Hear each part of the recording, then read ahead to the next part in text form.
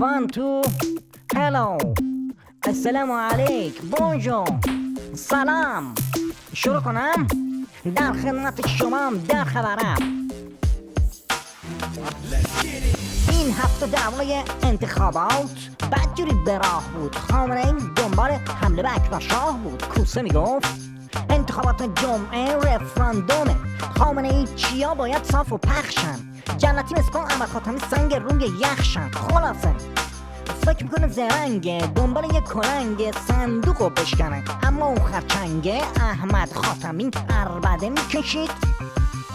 رسانه های بیگانه میگویند به احمد خاتمی جنتی، یزدی، مصباح و علم الهدا رأی ندهید. ای فضول ها، هفته لجن پراکنی ضد انقلاب علیه کاندیداهای ولایی است و اکنون ما تایر به سرها، ما غیر تو کمرها، ما قربون آقا.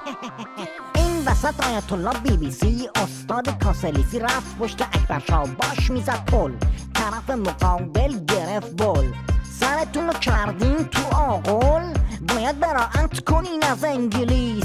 اینی که رفته پشت شماها کیست؟ اکبر بی لیاقت براعت براعت، اکبر بی لیاقت براعت براعت.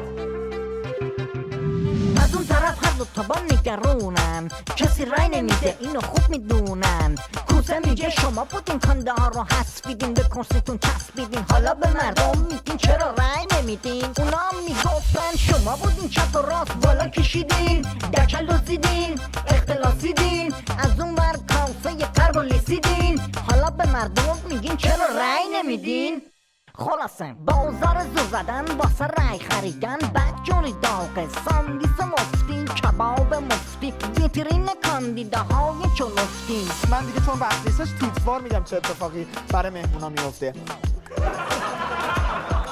قبلا ما رو اینجوری تحویل نمیگیری که چون شده انقدر ما رو تحویل میگیری؟ تو نمیگفتی هم من بهت رای میدادم، چرا انقدر کباب میذاری تو دهن آدم؟ آقا من دهنم دیگه خسته شد برای کباب. دهنو باز میذارم، لازم نداری بردار، لازم داری بذار. اصلا دیگه کباب. ولی آخه این کارا برای انتخاب شدن دیگه فایده نداره که، چرا این کارا رو میکنی؟ آخرین خبر کلن آسی اقتصادی ولی اصلش سیاسی. کیهان نوشت قیمت پیاز اشک ملت رو در آورد، دیگه نون و پیاز هم نمیشه. حالا همین پیاز رو با سلام و صلوات چند روز به انتخابات کوف توی سر شیخ فری که در سایه ضعف دولت حسن که کاری نداره به اقتصاد اصلا. قیمت پیازم گرون شده، همین مونده بود با پیازم بزنم تو سر هم.